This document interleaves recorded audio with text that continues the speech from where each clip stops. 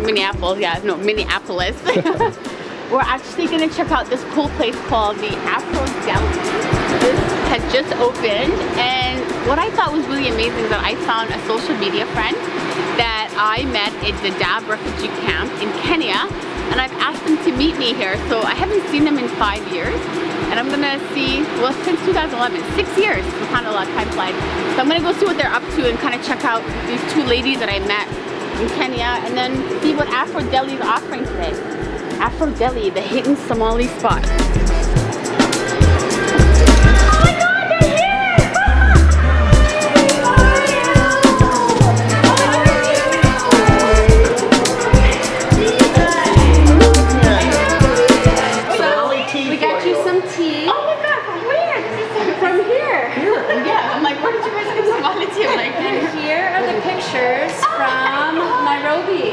This is amazing. So this was at the mall, remember? At the mall.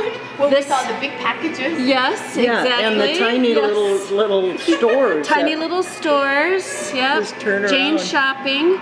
And then this was the Nomad Palace hotel lobby. Oh, that's right. Yeah. I can't believe it. I know. 6 years ago. 6 years ago. Isn't that crazy? Life is amazing. Oh, yeah. Life is amazing.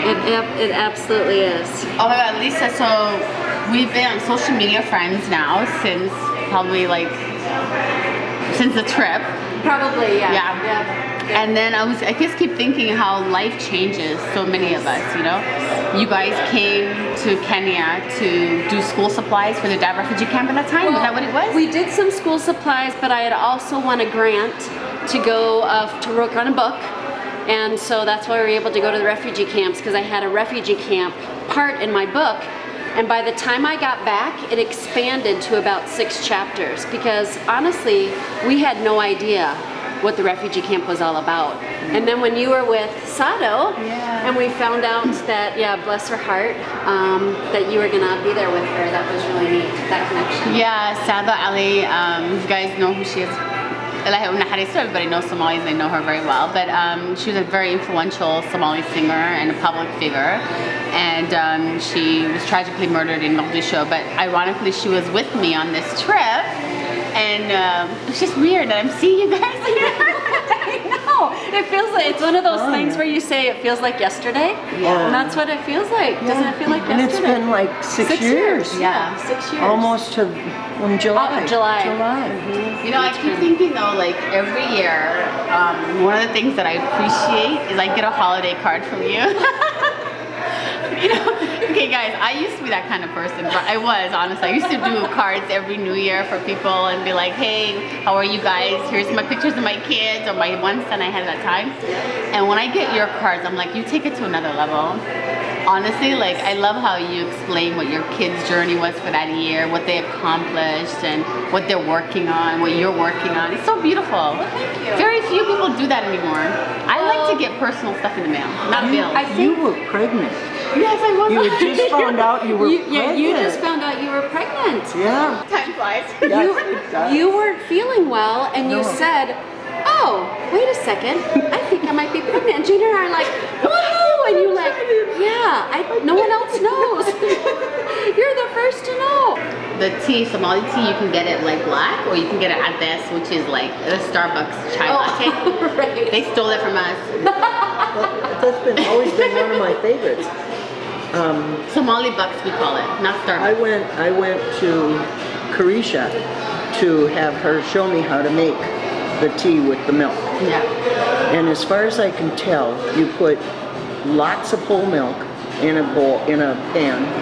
Then you put a lot of sugar, and then you take 2 tea bags and go like this, and serve it. What? It was just delicious, absolutely delicious. The key is the sugar. Yeah, and the whole milk. And the whole milk. Yeah, the key is the sugar. Yeah. So. If you don't have sugar in Somali tea, it doesn't taste the same. We have a thing where we like, would you like tea with your sugar? Oh, yes, yes. I usually drink tea with honey.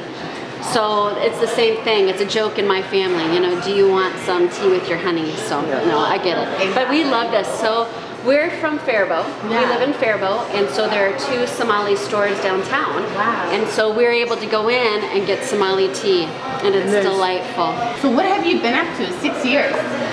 Teaching, writing. I know your kids are in university now. Yep. My twins, kids. right? Yep, my twins are now sophomore. Well, my son just finished, so he's officially a sophomore. My daughter finishes Wednesday, so then she'll officially be a sophomore. And it's just crazy. I can't believe it. So when we were there, they were what, 13, 12, 13? Yeah. And my daughter was so upset when I was leaving. She still liked me then. And she was so upset that I was going away for 3 weeks, because we were gone for 3 weeks. Yeah. But I mean, when we think about the experiences that we had, They were life-changing. they were just life-changing. What did you think about it? Oh my God, it was such an epiphany to me about how much we have and we take for granted, and the stuff we don't need that we have. Yes. We just keep it, and I don't know why. And when I see little kids crying because they want some toy, you know they've got way too many to begin with. And it's like, give it a rest, you know? Jeez. And what we found, and I bet Jane would agree, when you're talking about the people, some of the people like have nothing. I mean, pretty much close to nothing. Do you remember when we saw Paul's mom? And she lived in the Tukul, the hut? And even going to the refugee camp, and these people have nothing, but their hearts are bigger than Africa.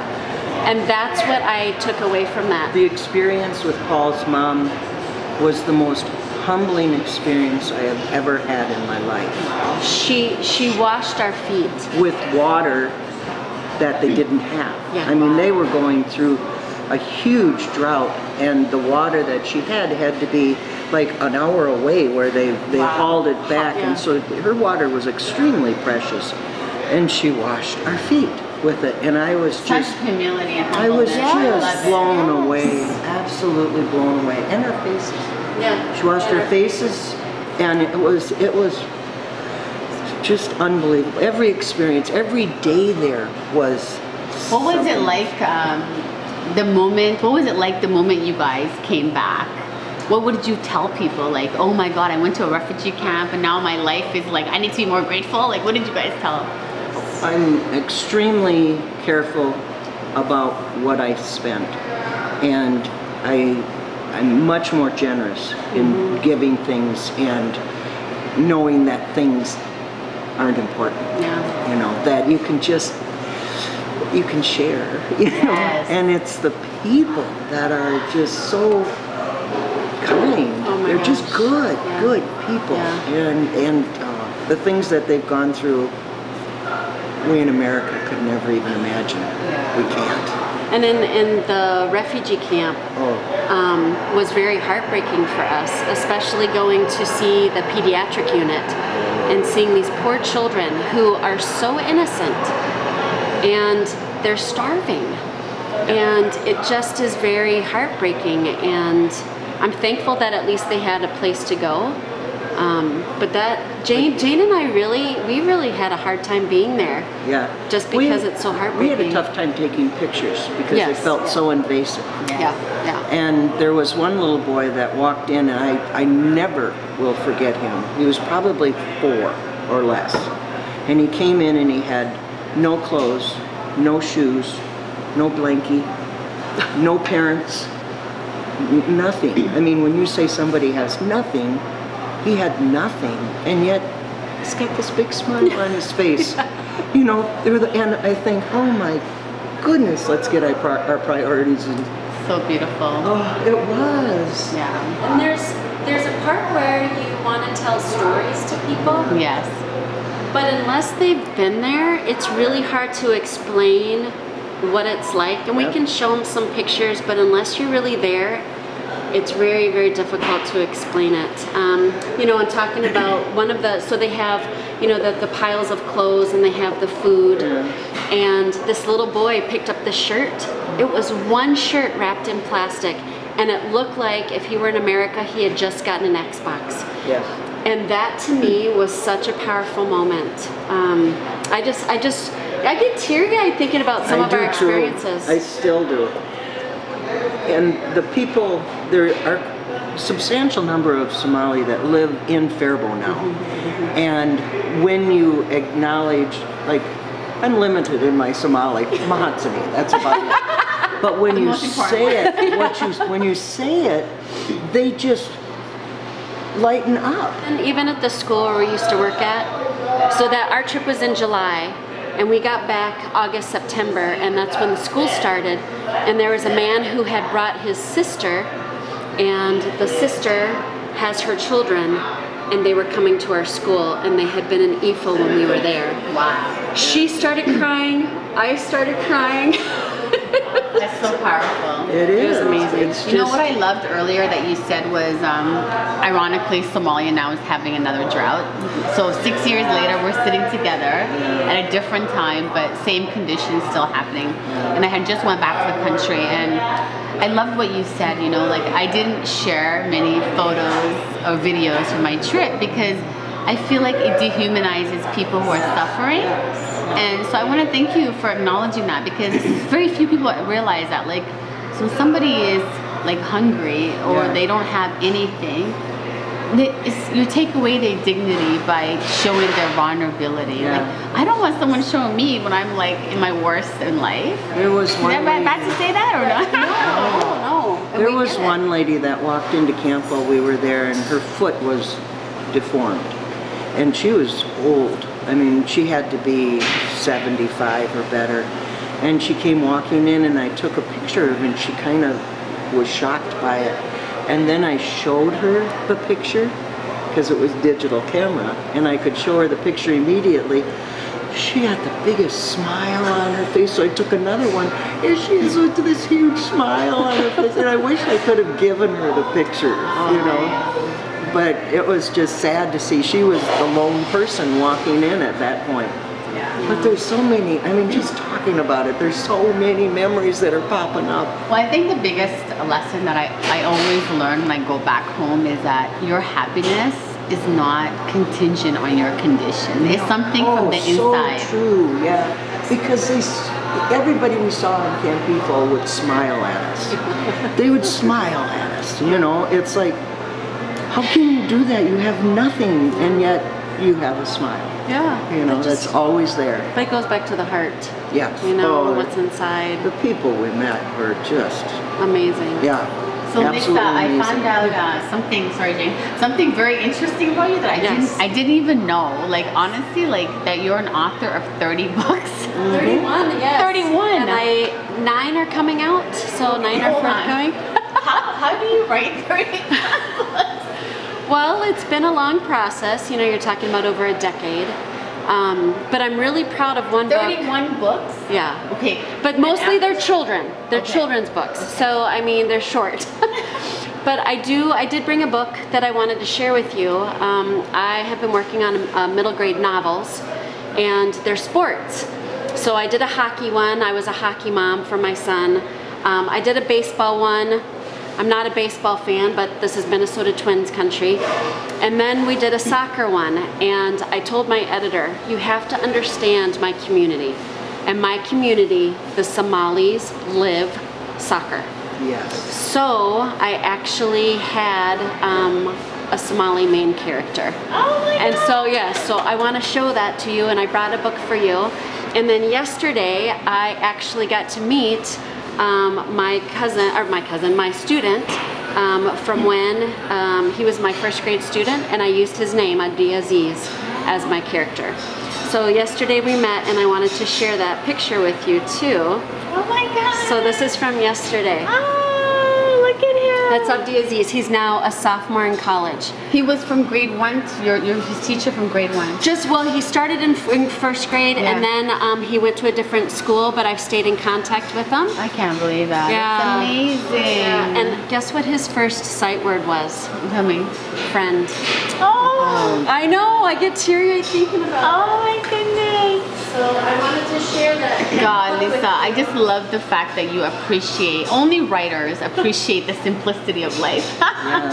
Or kind-hearted people, which one? Well, I think travel does that too. Travel, The more you travel, the more you realize how we are all alike. We are alike. Yes, we are alike. So I wrote this, and then I also put in some other Somali characters. My son's state soccer team, they got 4th in state a couple years ago, and so I was able to use, this is fiction, so I had to mix up the names, but I was able to also put in some other names, like my friend Carisha, her son is Nordine, and Abdiaziz, yes, yep. Ishmael, yeah, and I dedicated it to Abdiaziz. Oh, let me read that. It's so powerful. Okay. To Abdiaziz, I will never forget that your first word was friend. To my son's soccer team, you rewrote the record books in more ways than one. And to my twins, Jerry and Anthony, so glad that I was a soccer mom times 2. Oh. Only a mom could write this. Shame. You know, let me just tell you something. Like, honestly, like, I always say people are more important than email, right? Oh. And when we write things, it shows the power of the word. Like, just when I get your holiday cards, honestly, it touches my heart. It makes me see that there's people out there still who value the written word and who want to share goodness in the mail. Yes. So I love it. I love it. Good. Oh Thank you. Well, and here's the other piece that I want your viewers to know. As we were talking and we found out you were from Los Angeles at the time, you were living in Los Angeles, and I said, oh, I get to go to a writer's conference in Los Angeles. Yes. And you said, well, where's your hotel? And I told you, and you said, I live 3 blocks away. So I had to travel halfway across the world to meet a woman who lived 3 blocks away from the hotel where I was staying at, and bless your heart, you took me to dinner in Los Angeles. That was so literally great. Like, what, 6 months after that trip, or a year? No, it wasn't even that. It wasn't even that. It was like 2 months. Wow. Time flies. I know, it does. Time flies. And look now, like, we're just totally different career. And it's crazy, right? And how's Canada? Canada's amazing. Is it? Yeah, Canada is a beautiful country. I actually live across the street from my mom. Ooh. And she's watching my kids, so I'm doing this vlog with you. Cool. Oh, that's fun. It's so nice. It's so nice. You talk so highly of your mom. Oh my God. My mom is like, what I say is like, if I think I'm a woman, she's 20 times that. You know, she's a woman who raised 12 children, all natural, and had no epidural, and had them. No epidural, and honestly, her strength always reminds me and all my sisters, because we're 7 sisters and 4 brothers, that when you're a woman, there's so much power in you that you don't even need to ask society to give you, because even to bear children, to raise them, you know how it is. Bathing kids every morning, waking up, doing these things. I mean, only women can do this kind of work. If you think kids are good, wait till you have grandchildren. Even better, right? I would have done that first if I would have known it was that good. Don't rush her. Oh, I'm sorry. Oh my goodness. You're aging me now, Jane. Okay? I might be older, but I'm not that old. No. But you know what? You're right, though. My mom, to be honest with you, when I was first going through my divorce, I thought it was like the most tragic thing that ever happened in my life, right? It was. And it was. At that point, it was. Yeah. Right, but actually it's turned out to be a blessing, because I get to live next to my mom in her elderly age now, and she gets to enjoy my children. And to be honest with you, the joy that, especially like when we always like the youngest ones, grandparents, right? They always want the youngest baby first. Yeah. So my youngest son and her have this amazing bond where it's like she's just as much of a mom to him as I am. And it's beautiful, because it shows you that, you know, a lot of societies discard the elderly, but we should really encourage the elderly living amongst the children and being with them and teaching lessons and value, because that society is important. It's interesting to see the kids with their parents, and then when I have them alone, it's almost a completely different kid, you know. And I will get them to do things or not do things that their parents can't do, and there's just an openness that they have with you. The questions they've asked me have been, okay, some of them I've said, ask your mother, but usually I answer them. Oh, wow. That's amazing. Well, I want to thank you both for joining me We're gonna try some Afro Deli food and see what it's all about. I was actually feeling sambusas. Yeah, I heard they have the best sambusas in town. And actually, the guy who opened the restaurant is very dynamic and an amazing entrepreneur. So I'm looking forward to meeting him. And and I love this tea. Somali Shah, guys. Can you get any better than this? No, you can't. Tea and talk. You know, we have a saying called Sheh and Shekel. It means tea and talk. So in Somali culture, you always have talk with tea. That's wonderful. Yeah. I love it. And going back to what you said earlier, not the email, but the person and the people that you surround yourself with. We are more important than email. Yes, yeah, that's wonderful. Or inboxes, or text messages. Or a cell phone. Or Instagram, Snapchat. Oh my God, like honestly, I live on social media, but the more I disconnect from it, the more I realize human relationships are so much more valuable. Obviously. And we're here now after 6 years. That is so excited. Cool. That is so cool. Yeah. So guys, we're gonna come back. We're gonna try some Somali food here at Afro Deli and see what's happening and meet the owner and check out the back. Maybe he'll let me cook. Maybe I can fry a sambusa. That'd be kind of cool. You think he'll let me do it? Really I don't know about that. We'll see. This is Integration. We'll be back right after these messages.